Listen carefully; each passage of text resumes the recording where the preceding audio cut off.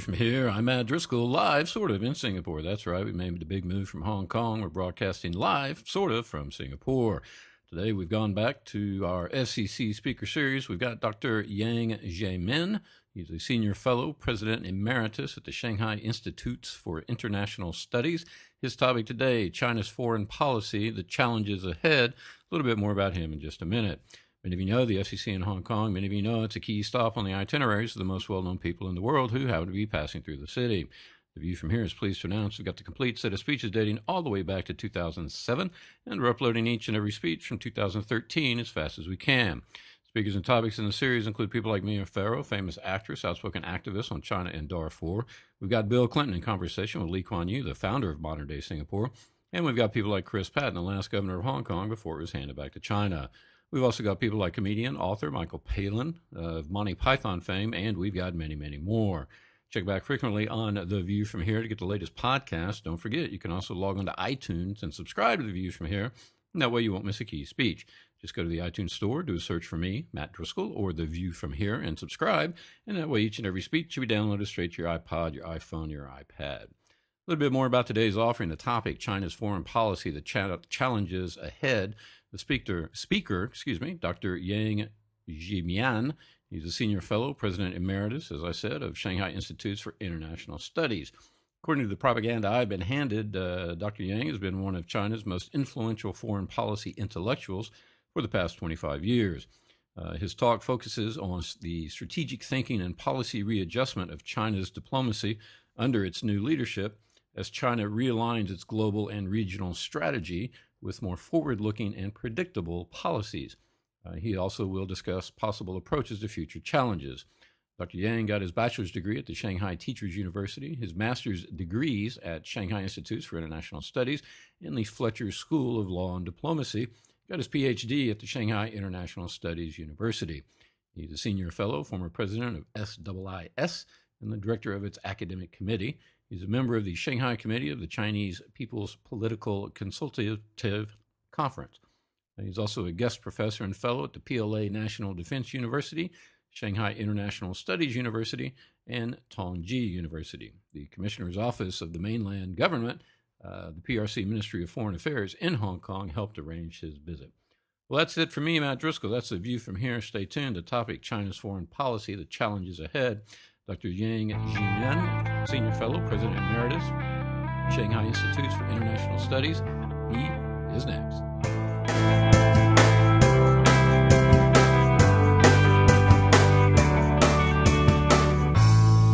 Ladies and gentlemen, welcome to the Dr. Yang Jiemian speech here at the Foreign Correspondents Club. My name is Keith Bradshaw. I'm the Hong Kong Bureau Chief for the New York Times, and I'll be your host today on behalf of the FCC Board of Governors. Before I introduce our guest today, just a housekeeping note, please turn off your cell phones or at least put them on mute. If everybody, I'll even pull out mine now so you can see that I'm checking mine too. Yes, it's muted. Please turn them off now. We do record this. We do put this up on our website, and we really would like to have a nice, clear audio for that and want to make sure everybody can hear. With that, let me introduce our guest today. He's been brought to us very kindly by the Foreign Ministry of the People's Republic of China, whose help we appreciate in organizing this event. His name is Dr. Yang Jiemian, and he is one of the most famous and most influential foreign policy intellectuals in China.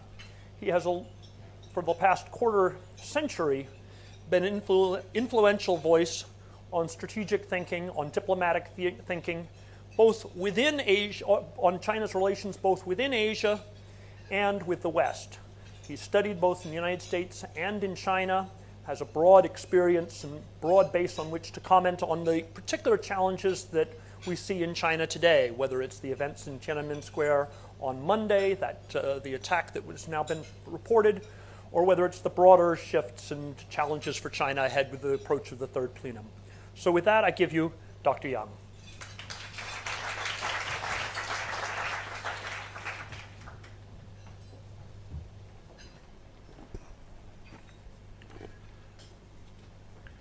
Thank you, Keith, for your very kind introduction. Ladies and gentlemen, and thank you for coming. Hong Kong is such a busy place. You have a lot of choices to participate in different programs, but you decided to come. Ladies and gentlemen, it is my great pleasure and honor to be with you, share some of my thoughts on China's diplomatic strategy and foreign policy under the new Chinese leadership as a Chinese scholar from Shanghai. First of all, I want to point out, in terms of foreign policy and global strategy, China provides more continuities than the changes and readjustments. But today, I focus on the challenges because of the limit of time. The world is changing very fast, and China is rising very fast. All these quick and fast changes present the following four challenges. Number one, rapid changes in domestic economics, politics, cultures, societies, etc. are calling for substantial transformations of China's domestic and foreign policies. Chinese integration with global economy has brought the entire Chinese people a part of the ongoing globalization, and thus resulting in multi-influence, and they reinforce each other. The second challenge is the international community is calling China's greater roles and responsibilities in global affairs. China is now the second largest economy in the world if taking states as counting units, because if we taking other counting units, EU should be the second largest, the first largest economy in the world. China is a major player at such important global or regional organizations as the United Nations, G20, BRICS, and the Shanghai Cooperation Organization.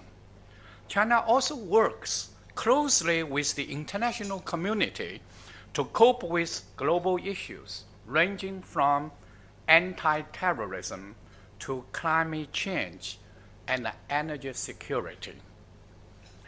The third challenge China is facing is that China's neighboring areas are complicated by a chain of events in recent years.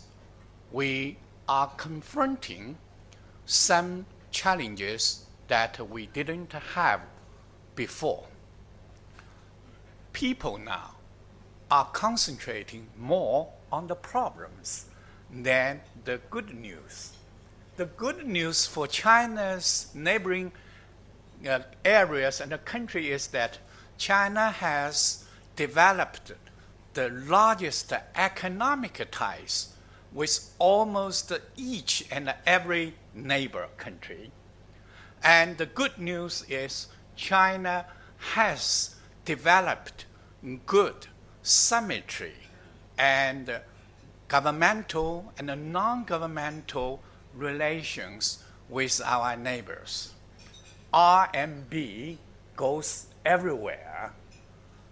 And the good news is more and more people are studying and speaking the Chinese language, 普通话, but people just be attracted by the medias that the maritime disputes and some other troublesome spots.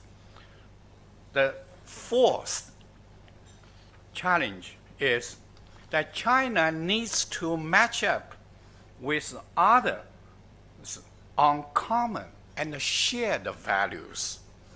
In terms of values, China is both unique and universal. On the one hand, China has developed our distinctive values in the past 5,000 years of civilization and nation building, such as Confucianism, Taoism, and many others. On the other hand, China shares with the world on key values of the mankind. However, now we have the different expression of values and the natures of values. We should not be forgotten about that. So for these things create the new challenges to China's global strategy and foreign policies.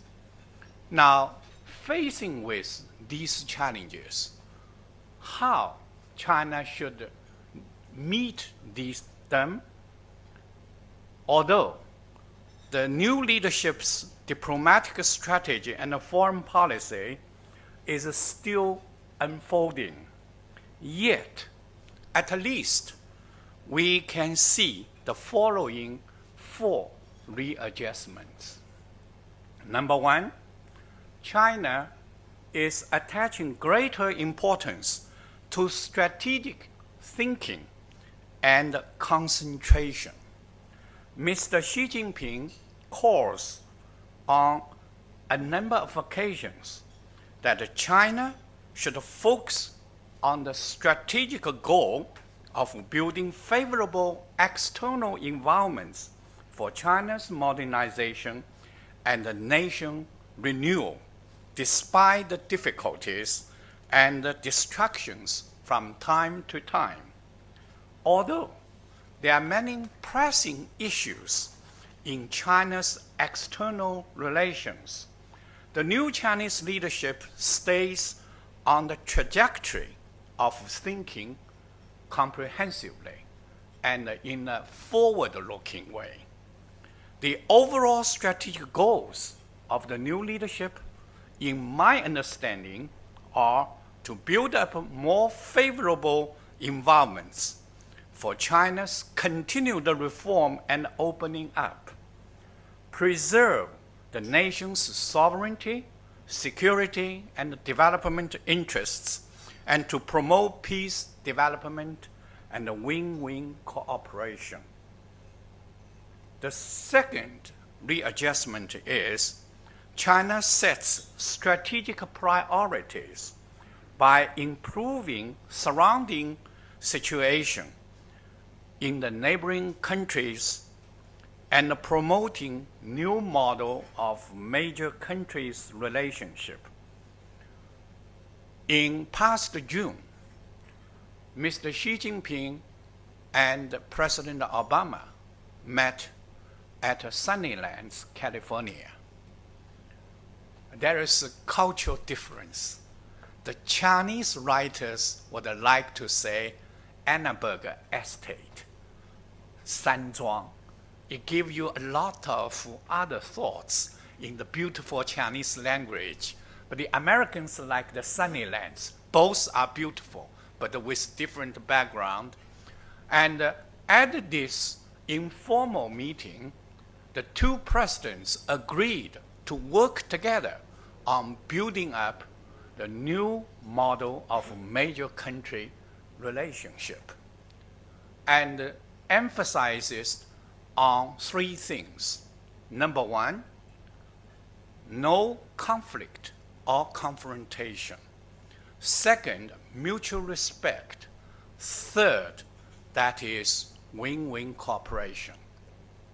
These are not empty talks. These are not the new coined terms just for the politicians, because in many Western writings, their historical memory traced back to more than 2,000 years ago, the so-called Thucydides traps between the rising and established ones of Athens and Sparks. But Western writers, at least some of them, have had little historical memories of the Chinese ones. At about the same time, that was the Han Dynasty in China, when the Chinese establishments, the ruling elites, had agreed to make Confucianism as the leading and the dominant thoughts of China. And Confucianism advocates for peace, virtue building, obligations, rather than military conquering. And by improving our relations with our neighboring countries, we have decided that China should invest more, not only in physical goods, but also in passionate feeling, culture, education, and to work together towards the community of common interests, common stakeholders, or even community of common destiny. And the third readjustment is China stresses more on the balance between seeking for practical interests and upholding virtues and obligations. Thanks to the 3 decades and more of reform and opening up, China has changed its the formerly backward and poor situation to a relatively better off society by its only generation's time. Personally, I was a peasant during the Cultural Revolution, and starvation is still a living memory for me. However, my first trip to Hong Kong was in 1984, but now I feel much at ease to talk with my Hong Kong compatriots. Why? The two are narrowing our gaps, not only materially, but intellectually as well.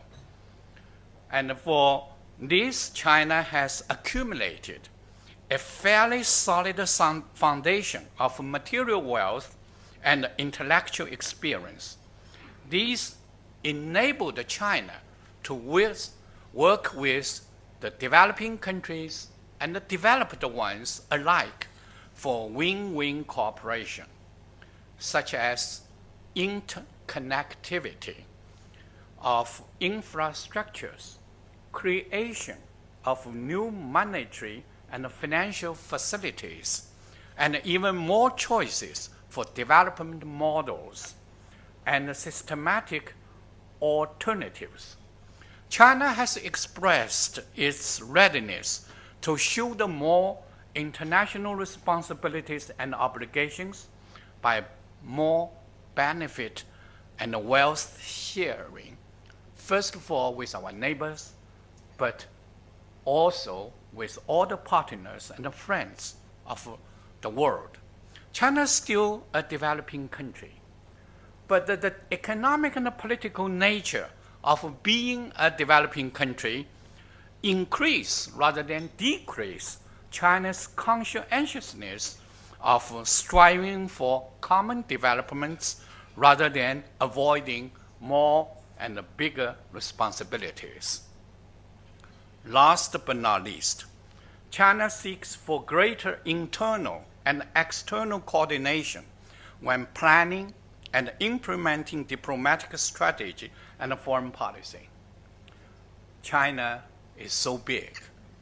China is so diversified, and China is going more and more pluralistic. We have got 1.3 billion people and different stages of economic and social development between coastal region and inland, and between the elite, the rich people, and the disadvantaged ones. China is fully aware of the fact that we are living in a world towards political multipolarity, economic globalization, cultural pluralism, and socialization of information. It is extremely imperative now for China to do a greater job in coordinating various interest groups domestically while building for communities of common interest with the other members of the international societies. China held the 18th Communist Party Congress about a year ago. So the new leadership is still working on its strategy, policies, and the related matters. The window of opportunity is here, and the leadership is very inclusive and absorptive to learn and hear from the academia and from the journalists, from the other groups and stratums of societies, both at home and abroad. And I think this is still an evolving and unfolding process. Ladies and gentlemen, to conclude, I would like to say I often was asked, can China make sure to continue on the road of peaceful development once China is stronger and richer? Frankly speaking, it's very difficult to prove, to vindicate something has yet to take place. But I would like to say 3 factors. Number 1, the leading philosophy of China's of the past thousands of years lay emphasis on peace, harmony with the world for the most of the time. Second, China's experience of being bullied, oppressed, and humiliated in the past 2 centuries most of the time. And according to Confucianism, we will not do unto the others what we don't want the others to do on us. And we know the feeling, the terrible conditions of being bullied and being oppressed. And what is more importantly, now we are having a very good start on the convergence of what the direction the nation should take and what we have to build to ensure it institutionally, philosophically, and physically, etc. So, in my opinion, any strategic and the policy-wise readjustments of China's would stay on this lane in strengthening these general trends of not only China's, but the world's. Happily, in the 19th centuries and the 20th centuries, we saw the massive global-wide world wars. But since the end of World War II, in the almost 17 years, the world has avoided this kind of killings at the global level. So this gives us more confidence that so long as we continue stay on the right track, we can maintain the peace, stability, development, and the win-win cooperation of the world. Now, thank you very much for your attention.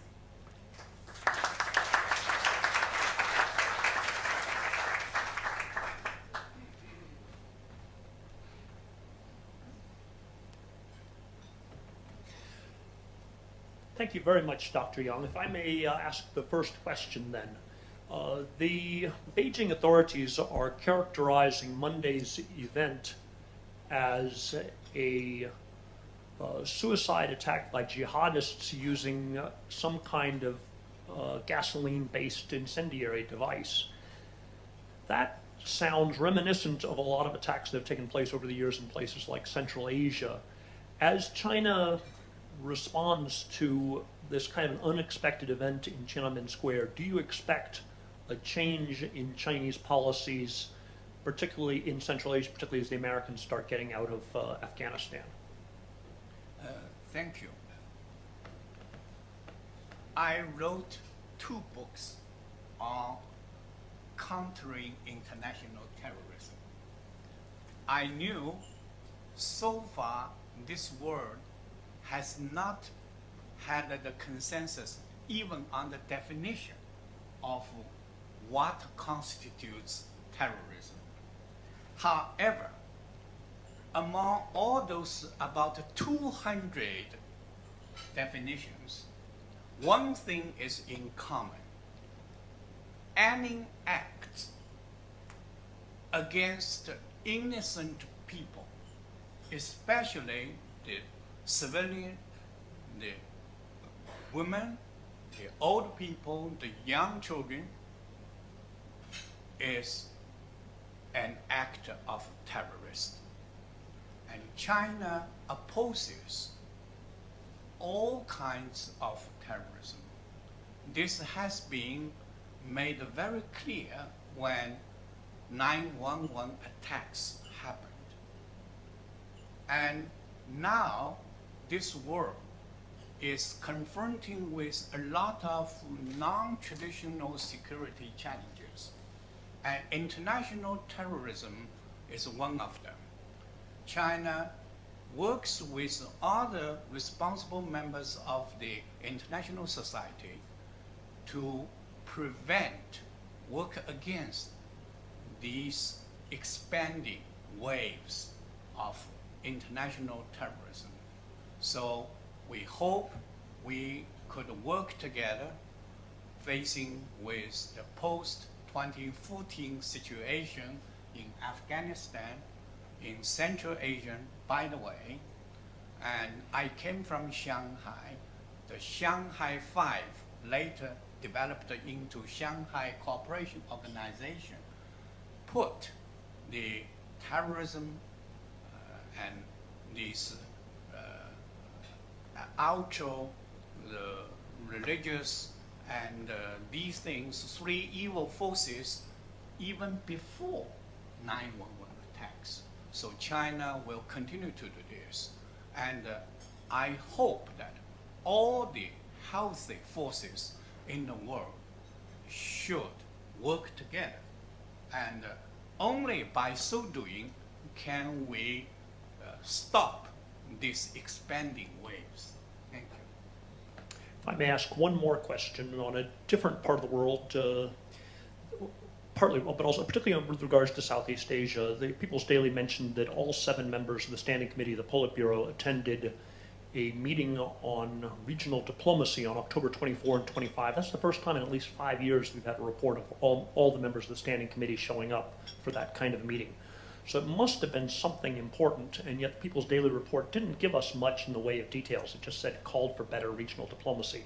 What does it mean? What is the significance of that meeting? Do you see something new coming out of the third plenum? Why do we suddenly have all 7 members showing up to talk about regional diplomacy? Okay, this is another good question, and I can read no more than you do, but I read more times than you do. Yes. And I watch the news of this important meeting 5 times. Then gradually I had 3 understandings of why China has had this important meeting.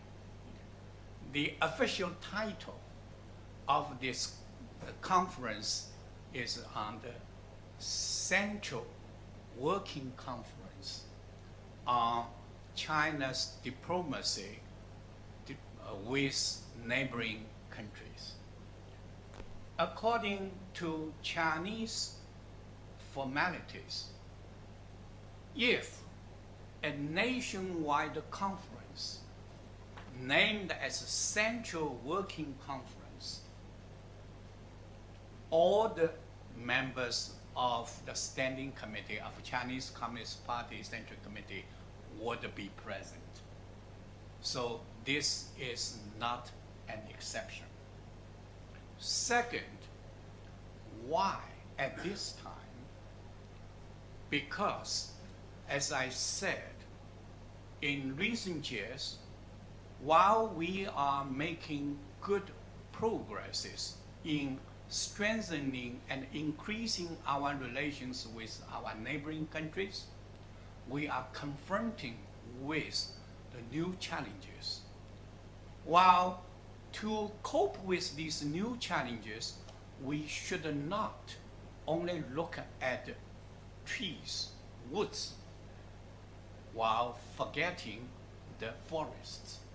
We must look at it through a more comprehensive, strategic, and forward-looking ways. So this is why, if you read the reports, I read it very carefully. That's my job. The participants were not only from the foreign ministry, from the financial, from many other sectors, as well as the regions, provinces, municipalities, etc.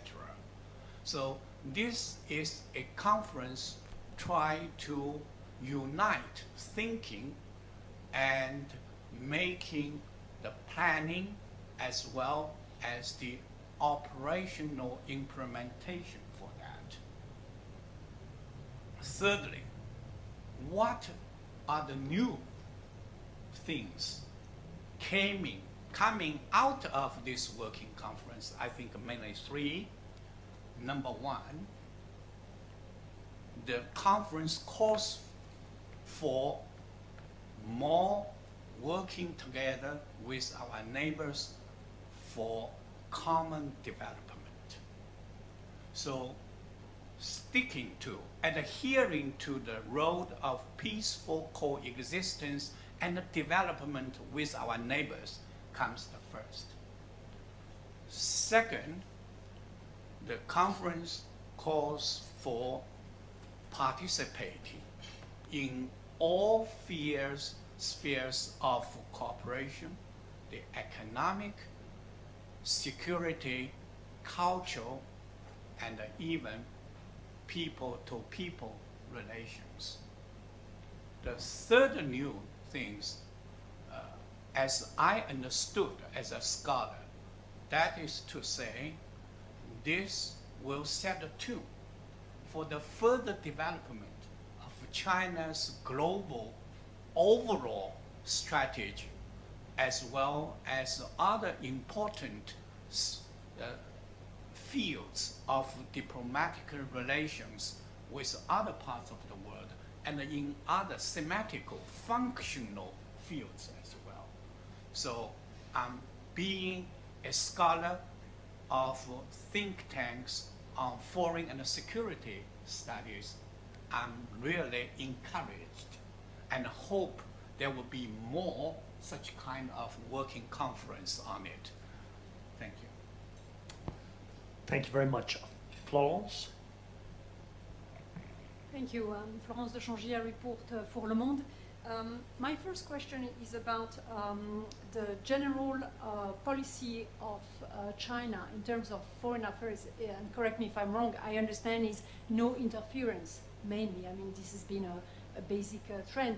How do you reconcile this no interference with China's rise? I mean, if China is, as it is, second, number two, maybe number one, how long can it continue to say no interference? Thank you. Non-interference principle has always been one of the few pillars for China's foreign policy since the founding of the People's Republic of China some 60 years ago. But at that time, China was weak. China was in somewhat self-imposed and outside-imposed isolation.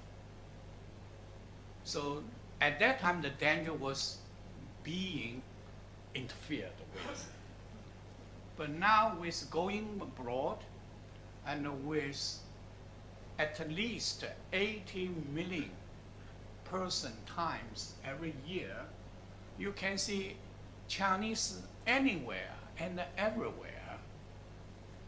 Then China has already been closely integrated with the world. Then now we are facing with the two questions. One is still not to be interfered with. For instance, on the questions of Taiwan, of Tibet, etc. Because China, among all the major powers in the world, is the only one has yet to achieve fully and complete reunification. Please understand our positions and our feelings. The second is with our interests overseas and our obligations, we are confronting with this. So the political sector, the governments are cautious, understandably. The academians are discussing, debating already. And one famous professor from Beijing University, he suggests that in the future, China should pursue with the constructive involvement. There's some points in it, but to me, I think the principle is still there, but we can make some adjustments. And for instance, while preserving the principle of non-interference, we can discuss with the parties concerned what kind of role China should play. For instance, the United Nations decided that the whole international community should work against the piracy close to the Somali region. China sent the Navy forces over there, and when the parties concerned asked China to work with them and with the agreements and the consensus of our partners, we can do something all together. So I think this is something China is working on it, and but as a basic principle, we should be very careful and prudent. Thank you. Francis.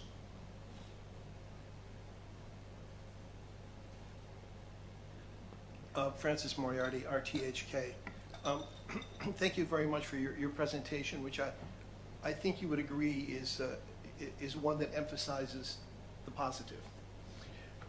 I think that when people question whether they can believe China's good intentions in the world sphere, they look at what is happening internally in China. And there we see crackdowns on lawyers, crackdowns on human rights people, crackdowns on journalists. We have seen journalists paraded out admitting guilt for something when they've not even been charged, let alone put on trial. And a business person who was the first one dragged out in his orange jumpsuit, Peter Humphrey, a longtime member of this club who is now on absent member status, but certainly someone many of us would know. So when we see these kinds of events, we question which China are we really looking at? Are we looking at the good intention one that's looking for win-win situations? Or are we looking at the one that's putting foreigners and some of its own people in jail even without benefit of trial? While I'm quite on the positive side, I'm not neglecting the negative side.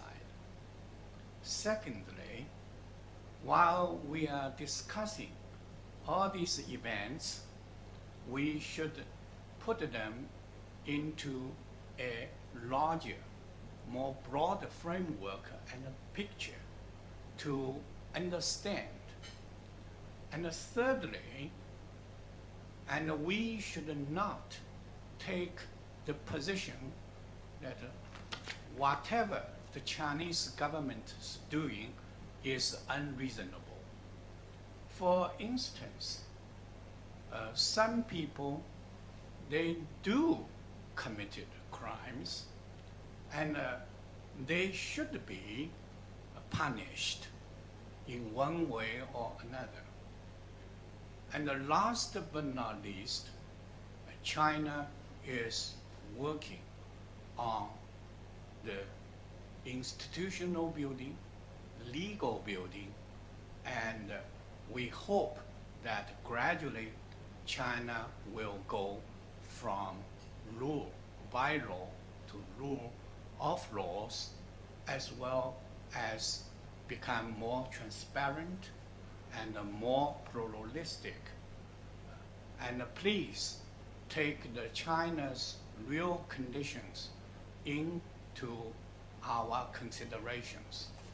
The United States was very free, but because of 9/11, they had very restrictive measures. And 2 weeks ago, I visited the United States. It was the time of the shutdown. And, but all these shortcomings or weakness of the United States or any Western open societies does not mean the strength, the good points of that. And I hope that if we have different views, that's natural and expected. We can work together and we can talk, but we should not naming and blaming or even do something even worse than that. So for this, I know the journalists, correspondents have the special sensitivities and keen eyes to that, and this is good. And but let's listen to the other side of talking. Yeah, thank you. Angie? I'd actually like to defer my question and just open it up to some people at the audience. Back in the corner, please identify yourselves. Yeah, hi, David Lyne from the Economist Intelligence Unit.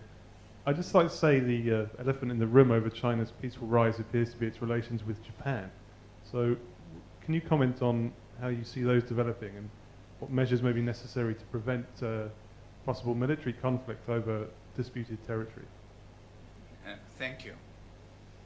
As everybody knows, one can choose friends, but not chooses neighbors. Japan is the third largest economy in the world and a very important neighbor of China's. China's relations with Japan in the past 1,000 years, most of the times are very good, peaceful, complementary each other, except for the recent history, which we knew already. And now we should point out that the recent wave of disputes triggered by the Diaoyu Islands was initiated by Japan first, not by China. And even with this case, China still continues try to find diplomatic solutions. And 2 days ago, there was a Japanese scholar speaking in Washington, D.C. He disclosed that, according to his knowledge, that the Chinese and the Japanese diplomats are still working on how to avoid the possible these incidental events or instances. And he said, Japan, the Japanese government, does not recognize there is a dispute. But further, he said, both Chinese and the Japanese words are rich enough to find some similar characters, kanji, to define this situation. China's rising peacefully is a solemn commitment by the Chinese government and supported by the Chinese people. Just think, if China always see what we had seen in Pakistan, in the Middle East, how could China develop in the past 30 years or so and reach the present level? The history has proved already the peaceful rising is the only way for the benefits of China and for the world. We will keep to that. Thank you. Dr. Yang, I actually would like to follow up. Angie Lau, Bloomberg. You know, many say that China's modern-day foreign policy is very much based on an economic one. You've expanded into Africa, Southeast Asia, and to welcoming arms at the front, and now dissipating into a little bit of anger and discontent. And we also have the latest from the U.S. Treasury today saying that China's yuan is undervalued. How does China plan to deal with all these criticisms from an economic front? First of all, China should learn from the United States to get used to be hearing from the criticism. This is not my invention.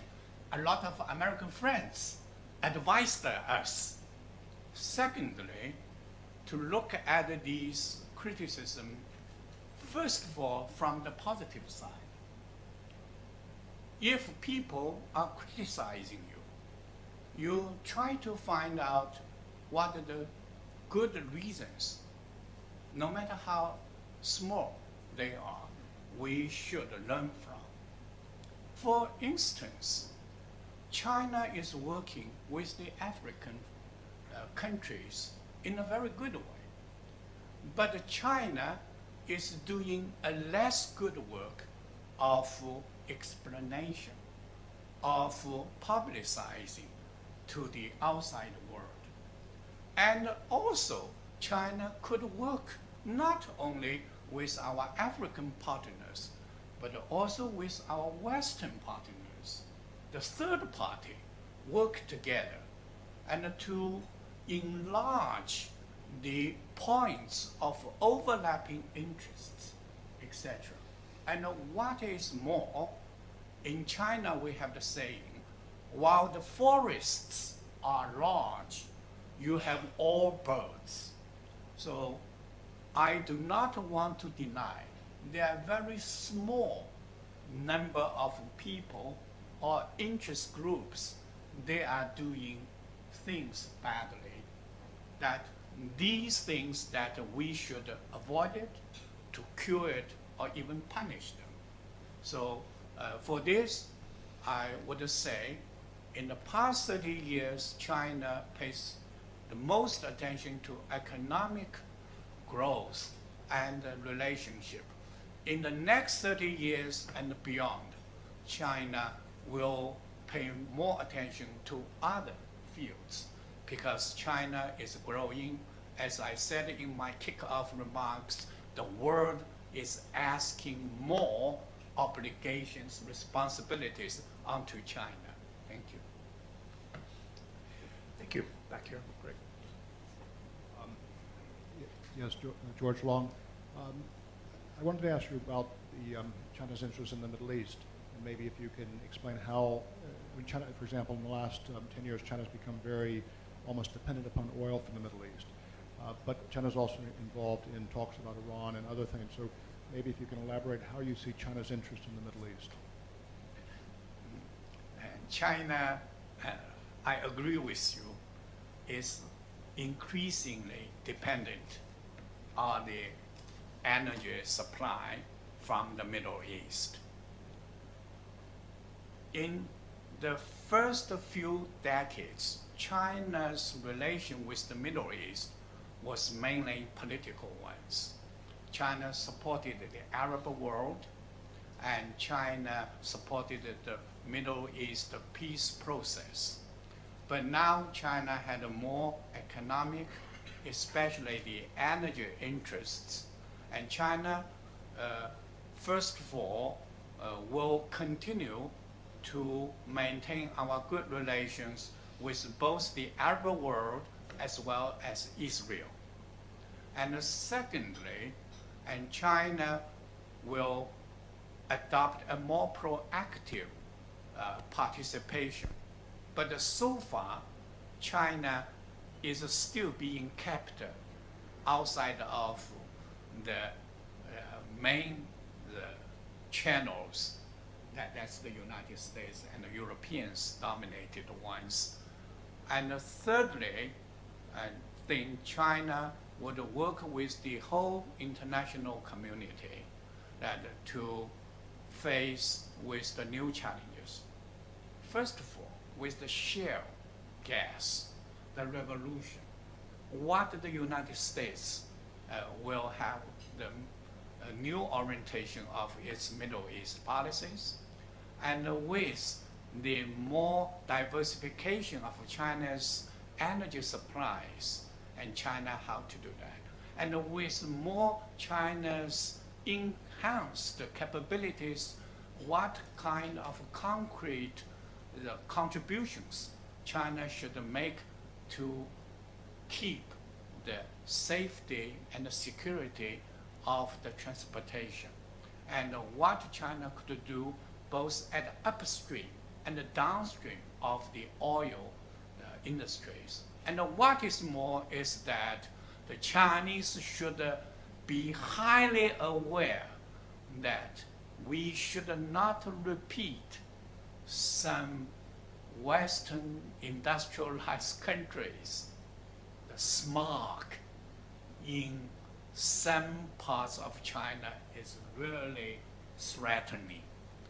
And I would call the attention of our own middle class people: buy less cars, buy less houses, and to be green economy, energy, clean energy, etc. This is equally important. And I'm very much concerned about this. So the world can help us, and we can contribute to make the world. If we can do this, then China is making a greater contribution to the peace stability of the Middle East. Thank you. Thank you very much. It's 2 o'clock, and we do always try to wrap up now, but we appreciate all of your coming. This is our 3rd day in a row with a sold-out lunch. We had Michael Palin on documentaries in Brazil 2 days ago. We had Yung Chang yesterday on her books. And today we have, it's been a wonderful conversation about the diplomacy of China. Thank you very much for coming. We'd like to give you something to remember the club by. Okay, yeah. And we hope to see you all soon.